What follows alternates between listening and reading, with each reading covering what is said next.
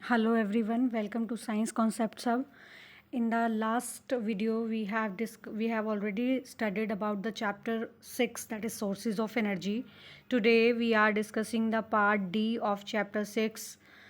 So let's start doing the question answers of part D. Question number 1 is, define the term fuel. Fuel को कैसे आप define करेंगे? So the answer will be a substance which produces heat और burning in air or called is called fuel. You can write it is here. कोई भी substance जो heat produce करता है जब हम उसको बर्न करते हैं एयर की प्रेजेंस में, that is known as fuel. Question number 2 is, name any two renewable natural resources of energy. दो renewable natural resources of energy बताने हैं. हमने चैप्टर के अंदर पढ़ा था कि एनर्जी रिसोर्सेज दो तरह के होते हैं on the basis of their availability, renewable and non renewable. So renewable sources of energy क्या होते हैं? जिनको हम दोबारा से रिन्यू कर सकते हैं. The sources of energy which can be renewed after they are present in the large amount on the earth के ऊपर बहुत ज़्यादा अमाउंट में ये प्रेजेंट होते हैं और इनको हम रिन्यू कर सकते हैं. These are not easily exhausted. इसको आसानी से ख़त्म नहीं हो सकते, बहुत लार्ज क्वांटिटी में हमारी अर्थ पे प्रेजेंट है. So they are called as renewable sources of energy. तो कौन कौन से रिन्यूएबल सोर्सेज ऑफ एनर्जी हैं?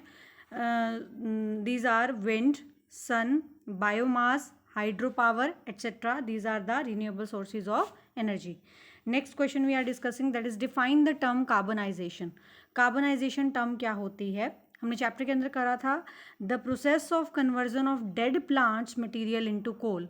एक ऐसी प्रोसेस जिसके अंदर डेड प्लांट मटेरियल जो है वो कन्वर्ट हो जाता है कोल के अंदर. ठीक है, by changing the physical and chemical properties of wood. ठीक है, इसमें क्या होता है? The process in which conversion of dead plants take place and its physical and chemical properties are changed and it is converted into coal. ये कोल में convert हो जाता है. This is called as carbonisation. इसको हम क्या कहते हैं? कार्बनाइजेशन. नेक्स्ट क्वेश्चन है हमारे पास, question number 4, name the 3 main products obtained from the destructive distillation of coal.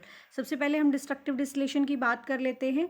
Destructive distillation क्या होता है? कोल को बिना ऑक्सीजन के जलाना. बंद भट्टी के अंदर, बंद किल्न के अंदर हम जब लार्ज क्वांटिटी ऑफ कोल को जलाते हैं in the absence of air, that is called as destructive distillation. और इसके प्रोडक्ट्स कौन कौन से हैं?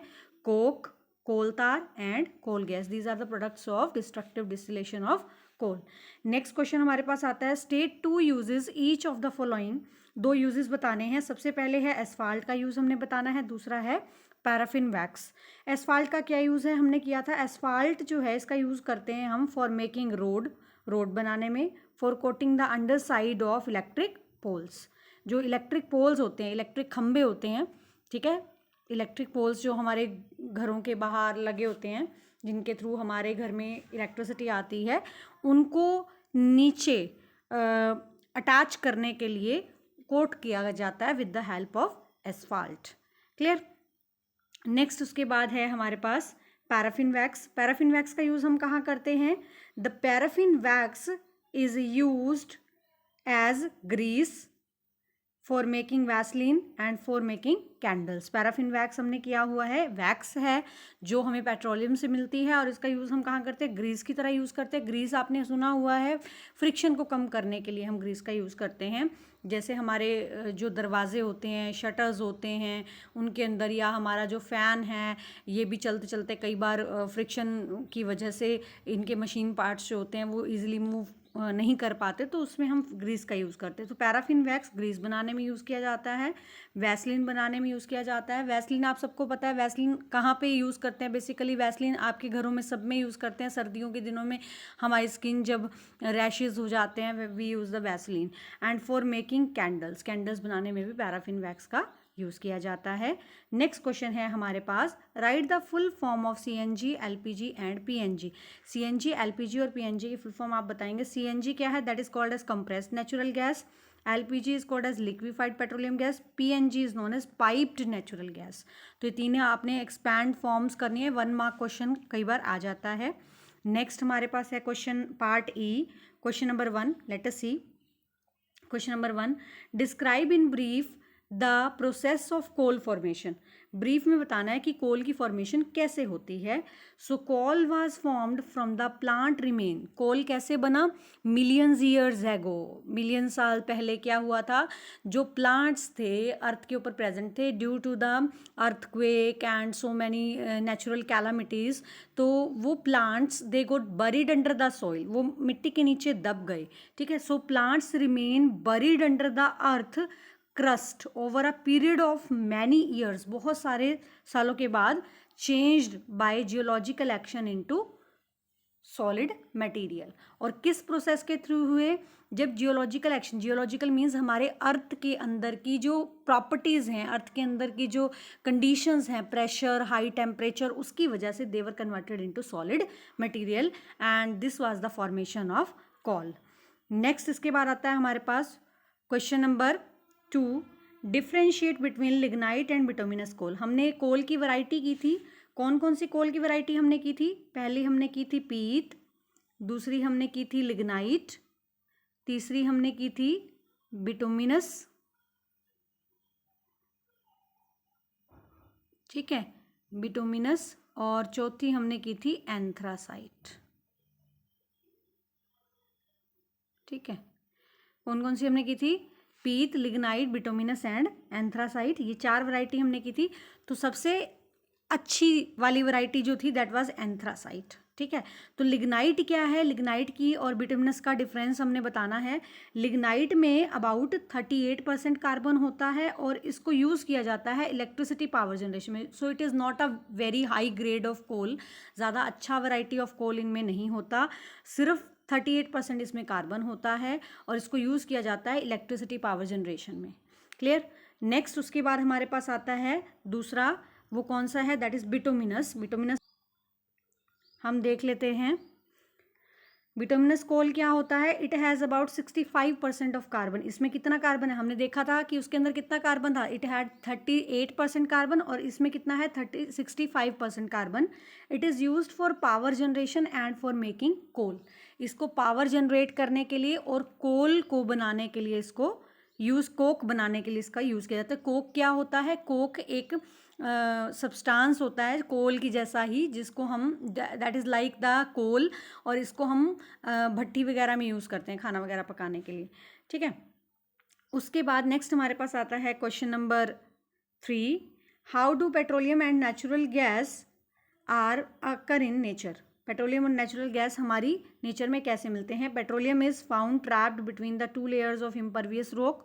2 इम्परवियस रॉक्स की लेयर है, सपोज एक लेयर ये है, दूसरी लेयर ये है, इनको हम इम्परवियस रॉक्स कहते हैं। ठीक है, इन दोनों के बीच में क्या मिलता है? पेट्रोलियम मिलता है।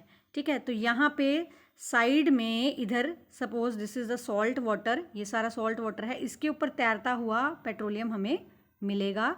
और इस पेट्रोलियम के ऊपर क्या मिलेगा? इस पेट्रोलियम के ऊपर हमें गैस मिलती है। This gas is known as natural gas. Clear? So 2 impervious rocks, first impervious rock layer, second impervious rock layer, दोनों के बीच में यहाँ साइड में साल्ट वाटर है। ठीक है, और सॉल्ट वाटर के ऊपर क्या मिलता है? तैरता हुआ हमें पेट्रोलियम मिलता है, और उस पेट्रोलियम के ऊपर क्या मिलती है? गैस मिलती है।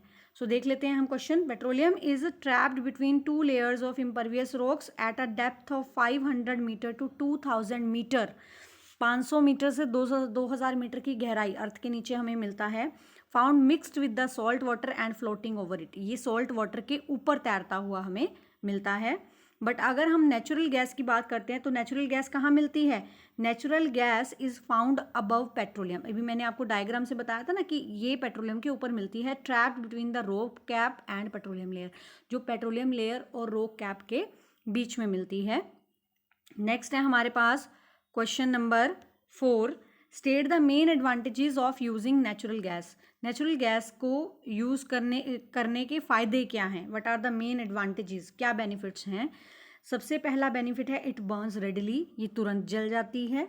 दूसरा, it has high calorific value, इसकी कैलोरीफिक वैल्यू बहुत हाई होती है। कैलोरीफिक वैल्यू हमने किया था ना, कैलोरीफिक वैल्यू क्या होती है? कितनी amount of heat 1 kilogram fuel को जलाने से जो अमाउंट ऑफ हीट हमें मिलती है, 1 किलोग्राम फ्यूल को जलाने से, ऑक्सीजन की प्रेजेंस में जलाने से जो जितने अमाउंट ऑफ हमें हीट मिलती है, that is called its calorific value. तो इसको जलाने से 1 किलोग्राम अमाउंट इसका अगर हम जलाते हैं तो लार्ज क्वांटिटी ऑफ हीट हमें मिलती है। सो इसकी कैलोरीफिक वैल्यू क्या है, it is very high. Next है उसके बाद हमारे पास it is easy to transport through pipeline, इसको हम पाइपलाइन के थ्रू आसानी से ट्रांसफ़र कर सकते हैं। इसको स्टोर करना भी आसान है। ये इको फ्रेंडली भी है। इको फ्रेंडली कैसे है, धुआं नहीं निकलता, इससे कोई वेस्ट पार्टिकल नहीं बनते हैं, और ये क्लीनर फ्यूल भी है। क्लियर। नेक्स्ट उसके बाद हमारे पास आता है keeping in mind their availability in nature explain the need of using coal and petroleum judiciously. अगर हम माइंड में रखते हैं कि जो ये इनकी अवेलेबिलिटी है नेचर में, कैसे एक्सप्लेन करेंगे, explain the need of using coal and petroleum judiciously, हमें कोल और पेट्रोलियम को जुडिशियसली क्यों यूज़ करना चाहिए, रीज़न क्या है।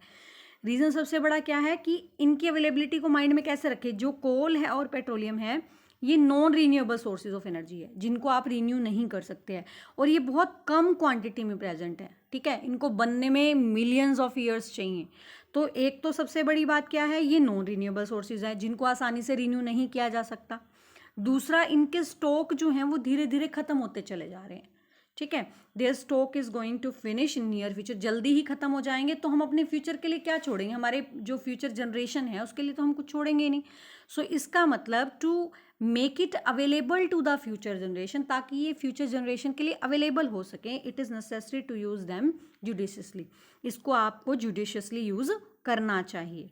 नेक्स्ट उसके बाद है हमारे पास question number extra question answers. हमारा पार्ट डी और ई कंप्लीट हो गया। कुछ एक्स्ट्रा क्वेश्चन आंसर्स हम देख लेते हैं। सबसे पहला है differentiate between natural and synthetic sources of energy.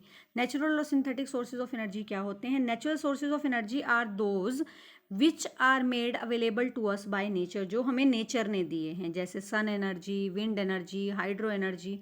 और सिंथेटिक सोर्सेज ऑफ एनर्जी क्या होते हैं, वो सोर्सेज ऑफ एनर्जी जो मैन ने बनाए हैं, which are the sources of energy that are used that use man made material. Man made material जो हमें मैन ने बनाए हैं, they are called as sources of energy, synthetic sources of energy. So वो हमारे पास है chemical energy that is stored in the batteries. Next है उसके बाद हमारे पास question number 2, differentiate between renewable and non renewable sources of energy on the basis of availability. इनको आप कैसे डिफ्रेंशिएट करेंगे। सबसे पहला है रिन्यूएबल क्या होते हैं, renewable which can be used over and over again, जिसको आप बार बार यूज़ कर सकते हो, सालों तक यूज़ कर सकते हो, they are called as renewable sources of energy. For example wind, sun, biomass, hydro power. Hydro power means water, water को भी आप सोर्स ऑफ एनर्जी यूज़ कर सकते हैं। नेक्स्ट है उसके बाद क्वेश्चन इसका non renewable sources of energy which get used up and can not be recreated in short period of time, जिनको आप यूज़ कर लेते हैं और दोबारा से रिक्रिएट नहीं कर सकते। ठीक है, नहीं कर सकते because of non renewable sources, this can not be recreated again in a very short period of time, इनको मिलियंस ऑफ साल लग जाते हैं। तो ये हमारे पास कौन से हैं, ये हमने किए भी थे अभी, कोल एंड पेट्रोलियम। नेक्स्ट आता है उसके बाद हमारे पास question number 3, how are fossil fuel formed. Fossil fuel कैसे बनते हैं। Fossil fuels are formed over a period of millions of years by the action of heat and pressure on the remains of dead plants and animals। ये आपको भी बताया था कि कोल और पेट्रोलियम कैसे बने, सेम वही प्रोसेस हमने इसमें करनी है कि फॉसिल फ्यूल कैसे बने। These were formed over a period of millions of years, by million सालों तक एनिमल्स और प्लांट्स के ज़मीन के नीचे सड़ने की वजह से हमारी अर्थ जो है वो बहुत गर्म है अंदर से, हाई प्रेशर है, उसकी वजह से they were converted into fossil fuels. Next उसके बाद हमारे पास आता है question number 4, name the fossil fuel which is largest source of energy for generating electricity. कौन सा फॉसिल फ्यूल है जिसको सबसे ज़्यादा अमाउंट में इलेक्ट्रिसिटी पैदा करने के लिए पूरी दुनिया में यूज़ किया जाता है, तो वो क्या है, दैट इज़ द कोल। कोल पूरी दुनिया में इलेक्ट्रिसिटी प्रोड्यूस करने के लिए यूज़ करते हैं in the thermal power plants, जहाँ पे इलेक्ट्रिसिटी प्रोड्यूस करी जाती है। नेक्स्ट है places where coal is found in India. India में किन जगहों पे हमारे को कोल मिलता है, तो ये आपने प्लेसेस लर्न करने हैं। Bokaro and Jharia in Jharkhand, Raniganj in West Bengal. ये दोनों आपने करने हैं। नेक्स्ट इसके बाद हमारे पास है question number 5, name different varieties of coal found in nature. Coal की वैरायटीज अभी थोड़ी देर पहले मैंने डिस्कस भी करी थी, कौन कौन सी कोल वैरायटी है। सबसे पहली है पीत, दूसरी है लिग्नाइट, तीसरी है बिटुमिनस, फोर्थ इज एंथ्रासाइट। तो पीत में कितने परसेंट कार्बन है? 30% कार्बन है। लिग्नाइट में 38% कार्बन है। बिटुमिनस में 65% कार्बन है। एंथ्रासाइट में 90% कार्बन है। तो ये आपने सारी करनी है वैरायटीज, क्योंकि एग्जाम में क्वेश्चन आता भी है, name the highest grade of coal, what carbon content is present in highest grade of coal. तो पहले आपने बताना है हाईएस्ट ग्रेड ऑफ कोल कौन सा होता है, दिस इज द एंथ्रासाइट, और लोएस्ट कौन सा होता है? पीत। ठीक है, हाईएस्ट इसको क्यों कहते हैं? क्योंकि इसमें सबसे ज़्यादा कार्बन कंटेंट है, about 90% of carbon content is present. अब इनमें डिफरेंस क्या है? ये 4 वैरायटीज हमारे पे है, they are differ from each other in the content.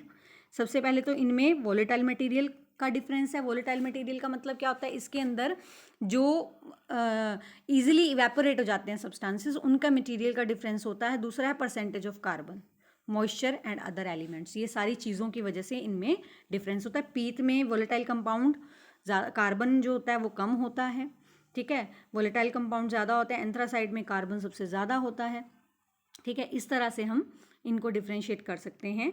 Next है question number 6, list any 2 factors responsible for formation of different types of coal. Coal की अलग अलग वैरायटी बनने के लिए कौन से मेन फैक्टर्स हैं? सबसे पहले है टेम्परेचर, कि कितने टेम्परेचर, यानी ज़मीन के ज़्यादा गहराई में है तो ज़्यादा टेम्परेचर होगा, ज़मीन के थोड़ा ऊपर है तो उसका टेम्परेचर कम होगा। प्रेशर, अगेन ज़मीन के ज़्यादा गहरे है, अर्थ के बहुत गहराई में प्रेजेंट है तो प्रेशर ज़्यादा होगा, और अगर ऊपर प्रेजेंट है तो प्रेशर कम होगा। तीसरा, time for which fossil fuel bird under the अर्थ, और कितने सालों से वो वहाँ प्रेजेंट है, इसके ऊपर डिपेंड करता है कि जो कोल की डिफरेंट वैरायटीज़ जो हैं। नेक्स्ट इसके बाद आता है हमारे पास question number 7, why is petroleum called a non renewable source of energy. Petroleum को non renewable source of energy क्यों कहते हैं? 2 पॉइंट्स हमने बताने। सबसे पहले, ये इसको ईजिली हम रीन्यू बैक नहीं कर सकते, दोबारा से इसको हम आसानी से नहीं बना सकते, बहुत मिलियंस ऑफ ईयर्स लग जाते हैं इसको बनाने में। So it takes millions of years for its formation. दूसरा, it is present in the limited quantity, ये बहुत लिमिटेड क्वांटिटी में प्रेजेंट है, इसलिए इसको हम non renewable sources of energy कहते हैं।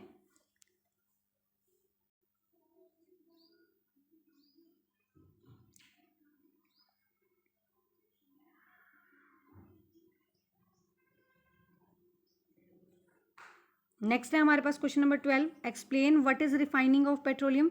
पेट्रोलियम की रिफाइनिंग क्या है? रिफाइनिंग को आप कैसे डिफाइन करेंगे, या define refining of petroleum, the process of separating various components of petroleum. Petroleum के डिफरेंट कंपोनेंट्स को सेपरेट करना इनटू देयर यूजफुल फॉर्म, उनके यूजफुल फॉर्म के रूप में, that is called as refining of petroleum. Petroleum के डिफरेंट कंपोनेंट्स को अलग करना, सेपरेशन करना, that is called as refining of petroleum. Next question है, why do we need to refine the petroleum. Petroleum को की रिफाइनिंग क्यों ज़रूरी है? बहुत सारे डिफरेंट कंपोनेंट्स को अलग करने के लिए, to separate the various components और compounds present in petroleum for different useful purposes. Next है उसके बाद हमारे पास question number 14, mention 4 petroleum products and write 1 use of each. 4 petroleum product बताने हैं हमने और उनके यूजेस बताने हैं। सबसे पहला है fuel oil, it is used as a fuel in boiler, इसको बॉयलर में फ्यूल की तरह यूज़ करते हैं। Diesel, it is use to run generator and heavy vehicles, diesel को हम बहुत हैवी व्हीकल जैसे ट्रैक्टर, ट्रक, बसेस वगैरह चलाने के लिए यूज़ करते हैं। नेक्स्ट है इसके बाद हमारे पास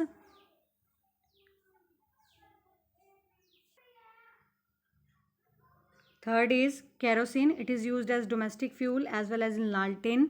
लालटेन में इसका यूज़ किया जाता है, घरों में स्टोव वगैरह जलाने के लिए पहले यूज़ किया जाता था। और एक है पेट्रोल, पेट्रोल का यूज़ आप सबको पता है, कार चलाने में, स्कूटर में, मोटर बाइक में, ड्राई क्लीनिंग में। हाईली रिफाइंड पेट्रोल जो है उसका यूज़ करते हैं, that is called aviation fuel भी इसको कहा जाता है, और एरोप्लेन में इसका यूज़ किया जाता है। नेक्स्ट क्वेश्चन है इसके बाद हमारे पास, नेक्स्ट है इसका 5th product, that is petroleum gas. Petroleum gas का यूज़ हम कहाँ करते हैं? इट इज़ लिक्विफाइड, इसको लिक्विफाई कर लिया जाता है अंडर प्रेशर, जिसको हम क्या बोलते हैं? LPG, liquefied petroleum gas. और इसको हम घरों में यूज़ करते हैं सिलेंडर्स में फिल करके, आप सबको पता है ना, LPG का हम यूज़ करते हैं, LPG के सिलेंडर्स हम यूज़ करते हैं। नेक्स्ट इसके बाद हमारे पास है question number 15, why CNG is considered as cleaner fuel. इसको क्लीनर फ्यूल क्यों कहा जाता है सीएनजी को? सबसे पहला, it produce low amount of pollutant, इसमें पॉल्यूटेंट बहुत कम अमाउंट में निकलते हैं। दूसरा, it do not produce any ash after burning, ये ऐश पार्टिकल रिलीज नहीं करती, जैसे धुआं नहीं रिलीज करती, या वेस्ट मटेरियल लकड़ी के जलने के बाद जो ब्लैक ब्लैक सब्सटेंस रह जाता है वो भी नहीं निकलता इसमें से। नेक्स्ट इसके बाद है question number 16, why is burning of wood undesirable? Burning of wood को हम अनडिज़ायरेबल यानी अनडिज़ायरेबल क्यों बोलते हैं कि हमें अच्छा नहीं लगता, दैट इज़ नॉट डिज़ायरेबल। तो क्यों? Basically it produces carbon monoxide and carbon dioxide और स्मोक, ये बहुत हार्मफुल गैसेस को प्रोड्यूस करती है। नेक्स्ट उसके बाद हमारे पास है question number 17, let us see, why should we increase our dependence on the alternative source of energy? Alternative source of energy हमें क्यों यूज़ करने चाहिए ज़्यादा? क्योंकि ये हमारे एनवायरनमेंट को प्रोटेक्ट करेंगे, ये ग्लोबल वार्मिंग को कम करेंगे, ये पोल्यूशन से भी हमें बचाएंगे, और ये फ्यूचर, ताकि जो हमारे पास फॉसिल फ्यूल हैं वो फ्यूचर जनरेशन के लिए भी अवेलेबल हो सकें। नेक्स्ट है उसके बाद question number 18, name any 2 places in India where natural gas is found. 2 जगह बतानी है जहां नेचुरल गैस मिलती है, एक है गोदावरी कृष्णा बेसिन, दूसरा मुंबई हाई एंड त्रिपुरा। इन जगहों पे आपकी नेचुरल गैस या सीएनजी मिलती है। नेक्स्ट है इसके बाद हमारे पास question number 19, observe the following diagram showing occurrence of petroleum in earth and write the names of the layers labelled as 1, 2 and 3। ये 3 लेयर्स दी हुई हैं, देखो अगर आप डायग्राम आपको दिखाई दे रहा है क्लियरली, तो ये 3 लेयर्स हैं। सो फर्स्ट वाली जो लेयर है वो क्या है? That is the layer 1, impervious rock की है। थर्ड वाला जो है, यहाँ पे क्या प्रेजेंट होता है? यहाँ पे सॉल्ट वाटर प्रेजेंट होता है, here salt water is present, this is the rock cap, impervious layer, और यहाँ पे क्या मिलेगी? यहाँ पे आपकी नेचुरल गैस मिलेगी। अभी मैंने आपको बताया भी था पेट्रोलियम जो मिलता है वो सॉल्ट वाटर के ऊपर, यहाँ सॉल्ट वाटर है, ये पेट्रोलियम हो गया, ये नेचुरल गैस हो गई, और ये ऊपर वाली जो है this is called as rock cap और the impervious rock layer. Next उसके बाद हमारे पास है, ये आपके लेबल कर दिया, impervious rock, natural gas and saline water. Question number 20, why does petroleum generally float over the salt water? Petroleum जो है वो सॉल्ट वाटर के ऊपर हमें तैरता हुआ क्यों दिखाई देता है? क्योंकि पेट्रोलियम जो है that is lighter than salt water, ये सॉल्ट वाटर से हल्का होता है, that is why it floats over the surface of water. And this completes with our chapter of part D, part E and extra question answers. So stay safe, stay home, have a nice day.